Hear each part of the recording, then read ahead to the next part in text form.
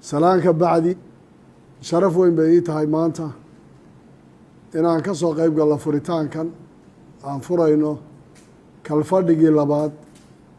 ee baarlamaanka dowladda Jubbaland oo ah baarlamaankii saddexaad ee state-ku uu yeesho intii la aasaasay. waxaan rabaa marka hore inaan u mahad celiyo baarlamaankan Jubbaland oo aan isleeyahay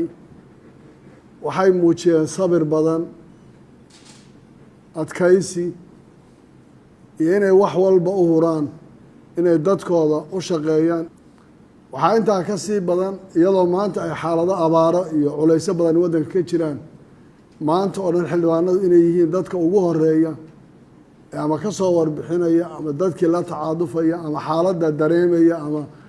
waxay kaala hadlayaan ay tahay in dadkii oon baa jira iyo sidanaa jirta iyo xaaladda noocaasa. marka waxaan rabaa inaan idiin mahad celiyo guddoonka iyo xildhibaanadaba iyo dadaalka badan eed ka muujiseen xaaladaha lagu jira waddanka. waxaan maanta garan ognahay xaaladda Soomaaliya ay ku jirto marka laga hadlayo abaaraha inay tahay duruuf adag oo iska dabiici ah, abaar xuni ay taagan tahay iyadoo saddexdii roob ee hadda u dambeysay intuba aynan ilaahay uunan sidii ay ahaan jirtay aynan u di'ino, roobka ay aada u yaraayeen. roob yaraantaasi waxay keentay maanta oo aan ku jirna bishii ugu horreysay jiilaalka in hadda dhimashada xoolaha nugulka ah gaar ahaan adhiga iyo looda ay durbo bilaabmeen inay xoolihii dhimanayaan. waxaa wehelisa ha jirto biyo la-aan laakiin xaaluf inuu jiro oo cawsku xataa uuna jirin, oo maanta dadku hadday samaysan lahaayeen xataa booyado biyo lagu dhaamin lahaa deegaanada inta badan oon isleeyahay waa dhulka Soomaalidu ay degto oo dhan, in xaalufkii uu noqday mid baahsan. maantana aada arkayso xoolihii ka yimid dhinaca kale ee Kenya inay gudaha soo galeen oo meeshii daruur lagu sheego sidii loo aadayay meelihii hadda ugu dambeeyey oo dhulkan ilaa Gariile iyo Diifiya inta u dhaxayso roobabka ku dambeeyeen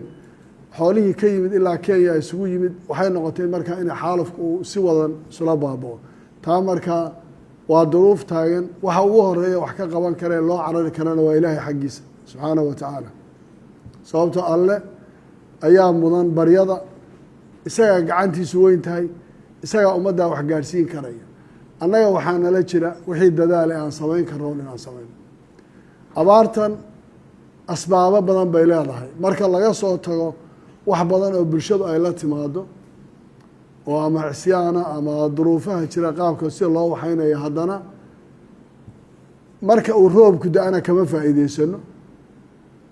oo biyuhu say u socdaan bay webiga ku dhacaan oo badday kusii dhacaan. marka waxaan ku jiraa inaan u dhaxayno abaar iyo fatahaad, labadaasaan u dhaxaynaa. sababtoo biyihii inaan celinno oo marka uu roobku doo biyahan si un loo celiyo oo qaab un la sameeyo ma kari karayne, xaalufka ay waraha iyo ceelasha meelba laga qoda iyo sababta u yihiinna qayb bay ka noqonaysa. marka ilaahayna aan barino. daraad baan ka wada hadlaynay qoladii hay-adaha ay khuseysay oo aan baaqna ka soo jeedinay. maanta guud ahaan Soomaaliya gurmad bay u baahan tahay, gaar ahaan Jubbaland culays aada u badan baa saaran oo abaareed oo u baahan in qof waliba wixii u tari karaya inaan isku tashanno oo annagu waxaan dadkayga u samayn karnaa aan u samayno. waxaa qorshayaasha aan golaha fulinta kala hadlayna ka mid ahaa xoolaha inaan daba soconno oonan isla baaba'no. waxaa ka fiican bal inaan intii calaf la abuuro. maanta wasaaraddu waxay keentay qalab, waxaa yaalla kii cawskii baa la abuuri karaa, nafaqaa la heli karaa. in xoolaha socodka badan aan ka dayno, bal Soomaalidu wax yar caadada intay beddesho aan ka dhigno inaan xoolihii la dejin karo oo aan calaf siin karo oo markaa xooluhuna ay caano fiicanna kuu dhalayaan, hilib fiicanna ay leeyihiin. taa inaan ka shaqayna haddii ilaahayna. arrinta abaaruhu waa wax culus, dadkeennana taabanaya, aadna ay culayskeedu u badan yahay. xaaladda guud ee Soomaaliya waa waddan burbur iyo qalalaase iyo dhibaato daakhiliya iyo mid dibadda khaarija labaduba ay saameyn ku yeesheen oo ay aada u burburiyeen xaaladda maanta aan ku jirnana waxaad moodaa sidii dowladdii dhexe ay u burburtay maalin walba maalinta ka dambeysa xaaladda soomaaliya markaas tiraa way ka soo reynaysaaba waxay gelaysaa xaalad kaloo iska sii adag jubbaland ilaa xilligii la asaasay waxay u taagnayd midnimada soomaaliya qarannimadeeda inay qeyb ka ahaato bal dowlad dhiska soomaaliya sidii uu u soo noqon lahaa at least meel loo gaari lahaa taasay jubbaland baysu ahayd marnana kamaanaan gorgortamin wax midnimada soomaaliya ku saabsan weliba waxaan isku dayeynay wax badan inaan ku ixtiraameynay dowladda dhexe shaqada ay leedahay inay qabato ay fuliso waxaa maalmahan aada u badan khilaafaadka siyaasiga iyo kuwa kale somalilan cabashay muddo badan ka hadlayeen waxay sheeganayaan in duruufo hore iyo dhibaato soo gaadha ay jirto laakiin waxaan odhan lahaa somalilan meeshaad ka raadinaysaan idinkama jirto baahidiina iyo waxaad u baahan tihiin iyo laxaajoodkiinu soomaali buu idinkala jiraa soomaali bayna ku xidhan tahay wixii xal aan raadinaynana soomaalinimo aynu ku raadino meel kaloo xal laga raadin karaa ma jirto taasaa asal o ah dowladda dhexe ee soomaaliya iyadaa sabab u ah maanta wax badan oo sii kala fogaansha ama burbur keeni karaya sababtaa waxay noqotay dowlad markay dowladdu ka tagto sistamkii dowladnimo ilaalintii nidaamka ay noqoto jamaaco yar ama koox yar oo wax daydaya oo xalkii siyaasaddii dibadda iyo tii gudaha intaba dayacday waxaa imanaysa in cid waliba meelo badan oo kale gacmaha loo taago oo maanta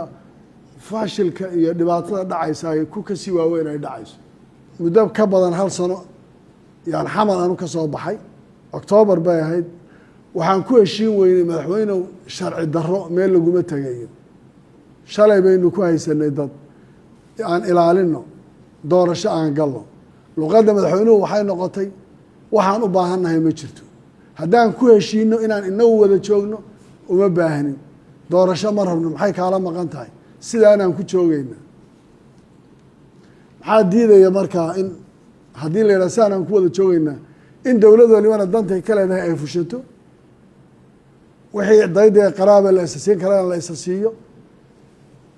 istaydyaduna ay noqdaan markaa inay taladooda gaadhaan oy dib u haystaan sababtoo ah waxaa nidaamka federaalka loo qaatay dowladdii centerka ahayd markay duntay waddankii wuu isla wada dumay laakiin maanta hadday meel wax ka dhacaan meesha kalea loo baxsanaya haddii meel dhibaata ka dhacdo waxaa la rabaa in istaydyadu at least waddanku uu kala badbaado taasaana sababaysa ma ka sugaya markaa doorashada ilaa hadda la jiidayo laga hadlayo taasaan ka soo tegey waa la soo baxay waad ogeedeen ciidan baa kaambooni lagu soo xareeyey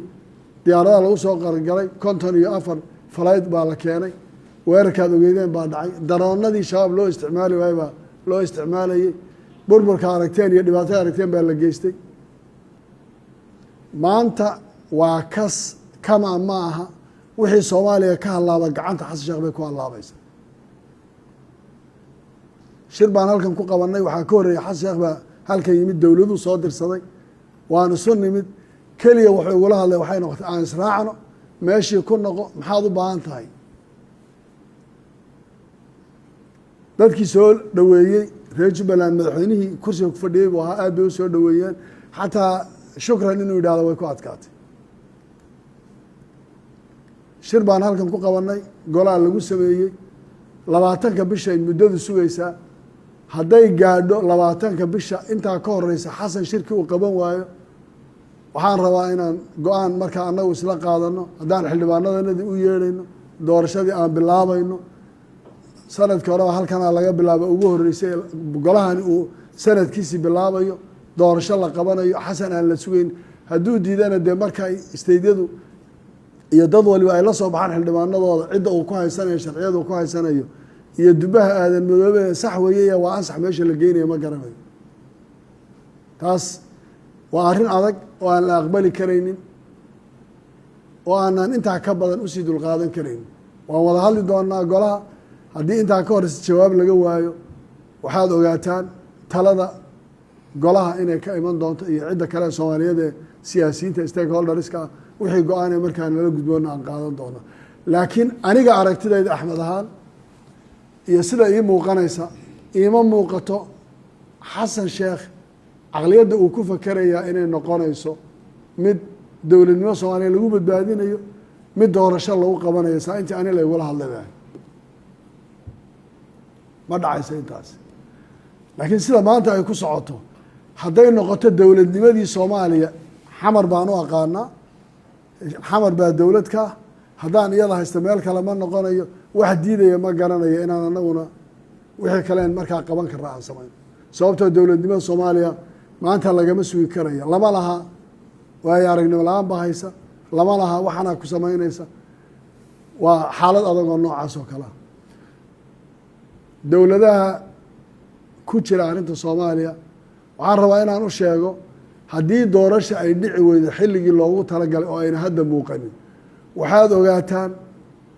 wax kasta oo xasan sheekh heshiisoo maanta lala galay xilligan inuu dhacsan yahay oo ayna soconayn cid kasta oo ka dambaysa oo xasan sheekh ka dambaysana heshiis kasta oo uu galay including dadka uu dhulka ka duminaya oo barakicinaya oo xaraashaya kuwa askarta oo reerahoodii banaanka keenayo in dib loogu noqonayo waxba ka jiri doonin inay cid waliba ogaato heshiisyada la galayana dib looga fiirsado Soomaaliya xilli xasaasi ay ku jirtaa cidda u turaysaay ha ka shaqayso in doorasho la qabto waddankani uu soo noqdo dowladnimadii la soo dhisay saddexaad maanta waxay u muuqataa inay gacanta xasan sheekh ku burburayso dastuur baan leenahay sida shalay qoraalkii soo baxay ku jiray dastuurkaasi wax xaq noo siinayaan leenahay inta laga heshiinayo dastuur lagu midaysan yahay la dhammaystirayo oo aan ahayn sax weeye iyo waxaan la kala qarinayo dee iyadaa Jubbaland xaq u leh dastuurkeeda iyo waxa heshiis galaysa iyo waxaan samaynayno waa wax reer Jubbaland u yaala maanta ciqaabta balfiiri garoomaha xidhan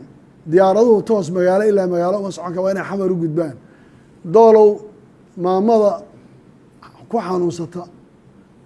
waxaa loo qaadi mandheera loo soo qaadaya shabaab baa laga yaaba ama luuq baa loo qaadi shabaab baa dhexda u gelaya dhiba maxay ku mutaysteen maxaa dadkaasi ku waxaysanayaan maxaa lagu ciqaabayaa in dadka intaasoo cunaqabateyn iyo dhibaatadaas lagu sameeyo hawadii baa la siyaasadeeyey oo maanta Soomaaliya aan odhan karaa mas-uuliyad hawada Soomaaliya ma qaadi karto iska daa dekada inay ka hadashay hawadii baa lagu khasaaray dekada waxba laga weydiin maayo maxaa loogu xidhan yahay aan sidan yeelno beled xaa waad arkaysaan ciidan baan ka bixinay inaan dadkaa dhibaato soo gaadhin maalin walba dad shacabaa lagu gumaadaya dad baa loo soo diray sidan laaya war dowladdan oo wada daydaya xaggeen geynaa dowladdan oo wada daydaya oo qabyo dhammaystiraysa oo shirkada oo guruuba oo 12 qof aan ka badnayn xaggee la geynaya away dowladnimada Soomaaliya maxaan ka shaqaynaynaa halkaasaan maanta marayna waa arrin muusifa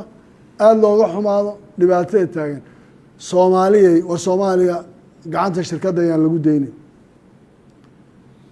gacanta kooxdan qowleysta ayaan lagu daynin qabyo way dhammaystireena inta kale aan ka qabanno warkaygu taasuu ku cadyahay qabyo xasan wuu dhammaystiraye inta kale aynu ka qabanno enaf sanaf ma doonayno mar dambe inaan luqad diblomaasiyana isticmaalno hadday kalifto iska daa waxaa laga hadlaya hadda Somaliland Jubbaland baa la waayey Puntland baa la waayey kuwo kalea la waayey sababtoo dowladnimadii Soomaaliya maanta meesha ay taagan tahay waa meel aada u liidata xamar yaa iyadaa ugu filan intay u geysanayaan iyadaana waxu taraynaa baa la leeyahay oo reer Muqdisho dekanada burburka dhibaatada idinku dhacaysa gacanta iska qabta ninkaana la iska qabto wuxuu sheeganayaa waa been wuxuu ka hadlayaa waa been wixii hadda ka dambeeyana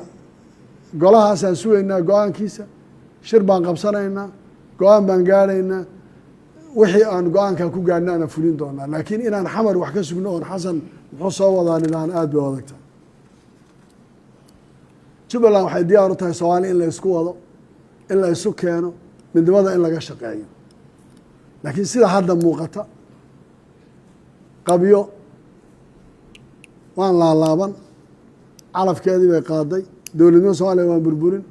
intaas waxaan rabnaa inaan gacanta ka qabanno oon horseed u noqono sidii Soomaaliya la isugu wadi lahayn aan ka shaqeyno taasaa anaga muhiimad noo dowladnimadii iyo dowlad dhiskii iyo istabiskii laga rabay madaxweynaha maanta joogay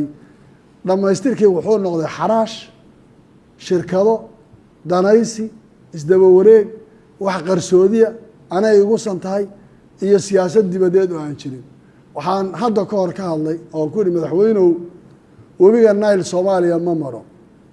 siyaasadda ka dhaxaysa Masar iyo Ethiopia Soomaaliya ma khusayso please Nile ha soo leexinin meeshuu maray waa la yaqaanaa u daaruudkiisa waxay noqotay maanta shirkadihii iyo adduunkii oo dhan dowladihii oo dhan barnaamij baa jira Aljazeera ka bixi jiray jaal macaagsi loo oran jiray oo kulligii iska hor imanayay siyaasaddii adduunka ee nagu xereed oo dhan baa kulligeed maanta waxay noqotay jaal macaagsi wax iska wada hor imanaya heshiiskana halkan lala gelaya beri kan kale la gelaya 360 degree baa la wareegaya mid cusub baa la gelaya kana hadana la gelaya annagii waxaan u noqonay center siyaasaddii adduunka geographical iyo political la isku haystay inaan annagu noqono maalin walba qolo meel ku ordaysa oo aan siyaasadda gan lahayn sababtoo executive shaqeeya ma jiro wasaaradda arrimaha dibadda wax laga weydiinayo ma jiro waxaad arkaysaa hadda wasiirada waddan waxaa loogu diray special envoy waa wasiir wasaaradda xukuma wasaaraddii iska lahaydna ma aha idan dowladnimadii Soomaaliya waxaan is leeyahay waxay ku dhamaanaysaa